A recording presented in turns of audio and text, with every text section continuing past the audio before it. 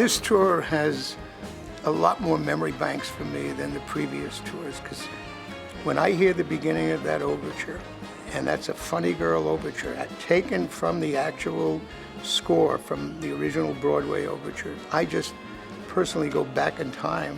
I see myself standing there listening to that overture in the Winter Garden Theater every night, because I still get my goosebumps. I still get a rise when she hits those notes and interprets those songs to this day. I mean, that's almost 46 years worth.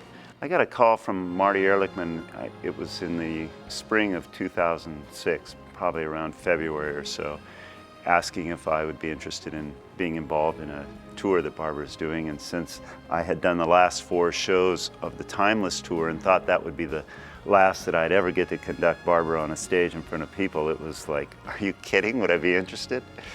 Yeah, it was great news. We examined her catalog, and every song that she mentioned or that one of us suggested to her evoked another memory. Some of the songs she hadn't sung since she was 18 years old, 19 years old. Some of them she hadn't sung since the early 60s. I think to everyone's surprise, she discovered new meaning in songs that she had sung when she was younger. So I know, for instance, the song Have I Stayed Too Long at the Fair? It had one meaning for her when she was in her late teens, early 20s, and it has a different meaning for her now. So that happened in quite a few of the songs, and it was kind of a revelation. Barbra has done 2 major production tours. One was the concert in '94, and the other one was, or '93, '94, depending on how your calendar works, and Timeless. And this time, you know, she wanted to just go out and sing. She is the premier, greatest singing actress of all time. There is not a better connector to material than her, and if it doesn't mean anything, you know it in 2 seconds. You know if it's not resonating because she's not believing in it, because either it's not good enough or she has nothing to say with it. She might have said it even a year ago, you know, I'm thinking of going on tour again. And we said, what? I thought you were not going to do it anymore. She said, well, to be honest with you, I really, really need and want to raise significant money for my foundation. I didn't think the last time we did the concert that the world would be in need for the kind of causes that I represent and I take care of, whether it be global warming, the atmosphere, the environment, education for children, after-school programs, women's issues. She raises a lot of money for those things, and this concert can raise millions and millions of dollars for that. Every night's a new challenge with Barbra. She's like no other artist. It's never the same.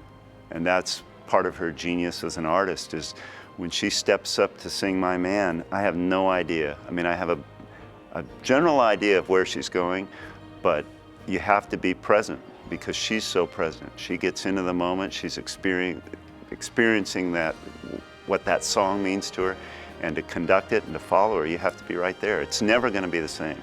And if that's what you're thinking, you're going to be wrong. You got to realize that pretty much every time you work with Barbra, she is a director, and a really, really qualified and very good one.